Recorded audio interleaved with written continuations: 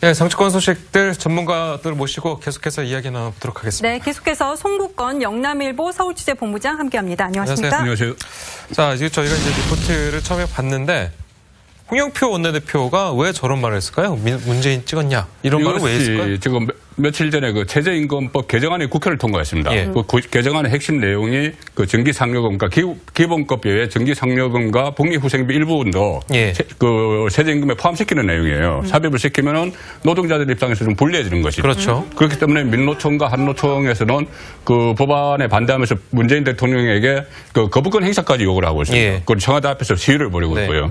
이런 상황에서 어제 군산에서 민주당 선대위 회의가 열렸죠. 예. 그쪽에 민노총 전북지부 사람들이 들어가서 강력히 항의를 했고 예. 그 자리에서 홍영표 원내대표도 민노총 출신입니다. 네. 홍영표 원내대표와 민노총 간부들이 1시간 동안 간담회를 했는데 그 자리에서 그 민노총 이야기는 그 홍영표 원내대표가 대선 때 문재인 대통령을 문재인 후보를 찍어내냐 이렇게 물어봤다는 것이죠. 네. 그러니까 그것이 말이 나온 이유가 민노총 사람들이 지난 그 촛불혁명 때 우리가 주도가 돼서 정권을 만들었는데 왜 우리 말을 안 듣고 마음대로 하느냐는 식으로 이야기를 하니까는 그때 당신들이 찍어내냐는 이야기를 했다는 것이고 예. 홍영표 원내대표 해명은 그렇게 이야기한 것이 아니고 그때 대선 당시에 민노총은 그 저기당과 정책 협약을 했습니다. 심상정 후보와. 그리고 한국노총이 민주당과 정책 협약을 했다. 예. 그러니까는 사실 그때 민노총은 정의당을 지지한 거 아니냐. 그런 주장을 했다는 것이 서로 지금 상반돼서 나오고 있죠. 네. 홍영표 원내대표 해명 지금 보고 계신데 어떻게 받아들여야 되는 겁니까? 홍영표 대표의 발언도 저는 문제가 있다고 보지만 홍 대표가 오죽했으면 제 이야기를 했을까라는 생각이 들어요. 왜냐하면 사실 민주노총이 지금 이제 들어와서 본인들이 사실은 정권 창출의 1등 공신이다 이야기를 하면서 사실 민주노총 인사들이 온 정부에 많이 또 나가 있죠. 지금 보면 바로 홍영표 대표도 사실 민노총 출신이고 지금 이목희 일자리 지금 부위원장이라든지 그렇습니다. 많이 나가 있습니다. 또 지금 최저임금 16.4% 인상 본인들 요구됐죠. 자, 그다음에 또 노동시간 단축 이루어졌죠. 또 지금 현재 그 여러 가지 또 비정규직의 정규직화 되지 않았습니까? 근데 지금 또 상당히 이제 무리한 요구들 계속적으로 하고 있고 사실 또 민주노총 같은 경우는 시위를 해도 경찰이 잡지를 못합니다. 단속을 아예 못하는 상황이에요. 자, 저러다 보니까 이제 홍 대표 입장에서 해도 너무하는 것 아니냐. 네. 이 정부가 좀 예를 들어서 지금 급격한 인상 때문에 일자리가 지금 많이 줄어들고 하니까 이걸 좀 완화하기 위해서 지금 최저임금의 산입 범위를 넓힌 거 아니겠습니까? 네. 그렇기 때문에 정부가 전체 국민을 생각하고 가는 건데 민노총이 지금 조직률이 전체 노동자 중에서 5%밖에 안 됩니다.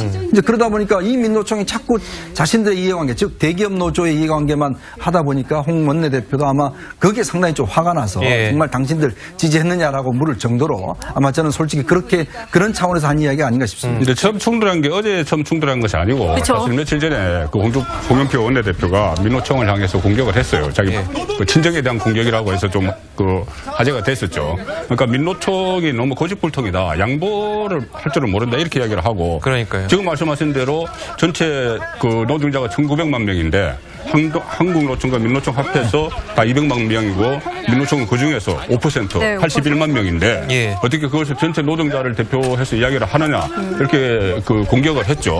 공격을 했는데 이것은 그런데 그 전에는 어쨌든 민노총이 이번 대선이 끝나고 문재인 정부 들어서서 계속 강력한 요구를 많이 하고 있습니다. 하고 있고 그때 문재인 대통령이 1년만 기다려 달라고 했을 때 그때 민노총의 구호가 지금 당장이었어요. 지금 당장이었고 결국 그러다 보니 언론에서는 청구서를 내민다는 이야기까지 나올 정도로 현 정부와 민노총이 극한 대립을 벌이고 있는 거죠. 사실은 지금 이게 어떻게 보면 출발점이 최저임금이 문제거든요. 최저임금은 1만 원으로 공약이 문재인 대통령 공약이지 않습니까? 그런데 작년에 그 최저임금위원회에서 상당히 상승률을 높였지 않습니까? 그런데 임기 내에 1만 원으로 가려고 하면 또 올해 또 그만큼 또 올려야 되거든요. 그런데 문제는 그렇게 올릴 경우에 지금 너무 소상공인들의 부담이 크다는 겁니다. 바로 그 때문에 그 부담을 좀 낮추고 그럼에도 불구하고 공약은 지켜야 되려고 하니까 그 하나의 묘미를 찾은 것이 지금 여러 가지 수당이나 이런 걸 산입 범위를 최저임금을 넓히는 그런 고육지책을 쓸 수밖에 없는 것이죠. 그렇기 때문에 이 정책을 집행해야 되는 정부 여당의 입장에서는 이 양쪽을 다 지금 이렇게 아우를 수밖에 없는 그런 상황인데 지금 민주노총이 너무 양보를 하지 않고 자신의 어떻게 보면 기득권에 집착하고 있는 것이 아닐까라는 것이 아마 홍영표 원내대표의 생각인 것 같아요. 그리고 예. 자기 생각에는 내가 그래도 민주노총을 만들었던 사람 중에 한 명인데 네. 내가 선배로서 좀 지금 현재 모습은 잘못됐다고 자신은 아마 강하게 이야기하는 것 같아요. 그런데 문제는 이 부분에 대해서 지금 이 민주당의 지지층 내에서도 상당히 목소리가 엇갈리고 있다는 것이죠. 그렇죠. 그렇기 때문에 민주당의 고민이 상당히 깊어질 것 같아요. 차 교수님 말씀하셨지만은 민주당으로서는 지금 선거를 앞둔 시점이기 때문에 최저임금 딜레마라는 게 있을 것 같습니다. 뭐 내부에서도 반발이 있고 당 내부에서도 약간의 반발이 있고 또 지지층이 또 노동계이기 때문에 그 부분도 무시할 수가 없는 상황 아니겠습니까? 아마 이제 지금부터는 진실의 순간에 좀 다가가야 될 것 같아요. 왜냐하면 사실은 집권하는 과정과 집권했을 때의 정부와는 좀 다른 것이거든요.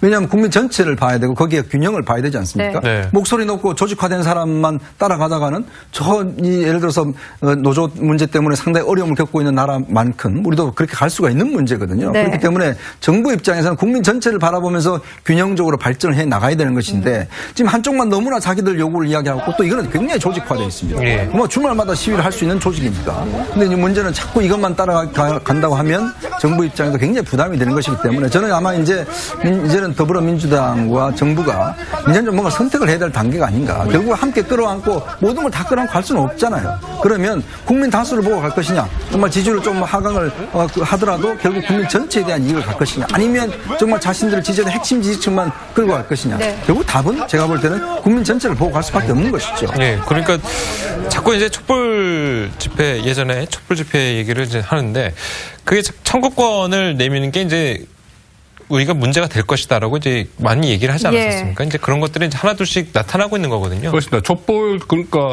집회로 조기 대선이 됐고 박근혜 전 대통령 정부가 몰락을 했고 그 과정이 이어졌죠. 이어졌고 촛불 집회에 그 참가한 단체가 뭐 1000개가 넘습니다. 1000개가 넘는데 민노총은 전주체 회원이 81만 명인데 어쨌든 민노총이 가장 강력하게 우리가 그 일단 공신이라는 식으로 계속 제기를 하는 것이고 그 다음에 그 이후에 문재인 정부 출범해서 1년이 조금 지났지만은 그 대응하는 방식이 어떻게 맺고 끊기를 그동안 못했어요. 원래 출범이 그렇게 됐기 때문에.